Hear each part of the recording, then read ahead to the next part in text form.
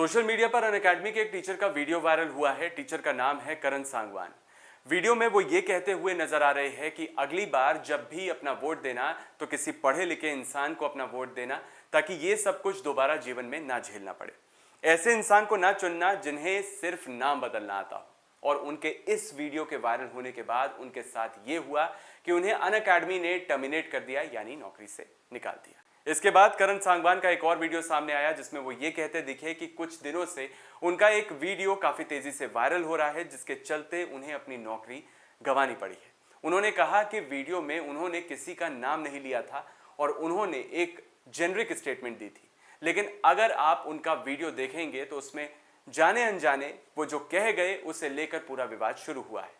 अब आप उनकी पूरी बात सुनेंगे तो आप समझ पाएंगे कि आखिर उनके स्टेटमेंट में विवादास्पद बात क्या थी। करण सांगवान ने जब ये कहा कि आपको वोट पढ़े लिखे इंसान को देना चाहिए, तब तक तो उनका स्टेटमेंट जेनरिक लगता है, लेकिन जब बाद में वो अपने स्टेटमेंट में ये कहते हैं कि अपना वोट ऐसे लोगों को ना दें जो सिर्फ नाम बदलना जानते हो, तो यहां से पूरी कंट्रोवर्सी शुरू होती है।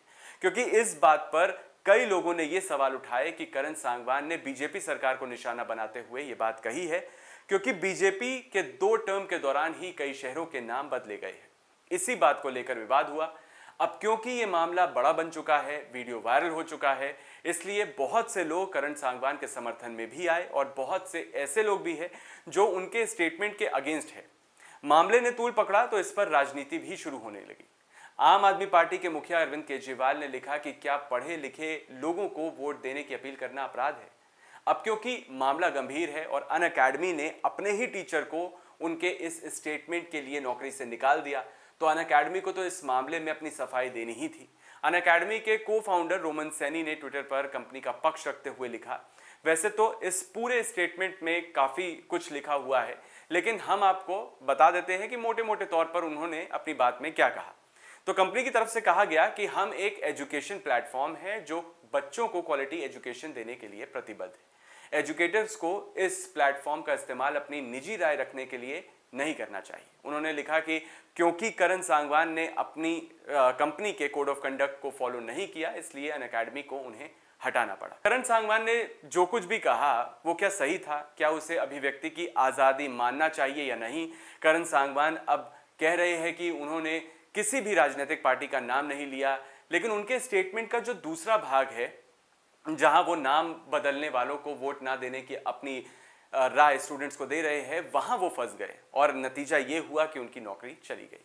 अब इस मामले को लेकर अनअकैडमी के लिए ये कहा जा रहा है कि कंपनी अपने एजुकेटर के स्टेटमेंट के चलते कोई रिस्क नहीं लेना चाहती थी। कंपनी ये नहीं चाहती थी कि उनके एजुकेटर के स्टेटमेंट की वजह से कंपनी को किसी भी तरह का खामियाजा भुगतना पड़े, इसलिए कंपनी ने एहतियातन अपने एजुकेटर को ही कंपनी से बाहर निकाल दिया। वैसे आपको क्या लगता है, क्या जो करण सांगवान ने कहा उसे अभिव्यक्ति की आज़ादी माना जाए, या फिर ये माना जाए कि उन्होंने अपनी राजनीतिक विचारधारा को स्टूडेंट्स पर थोपने की कोशिश की है? अपनी राय या सुझाव हमें कमेंट बॉक्स में बताएं।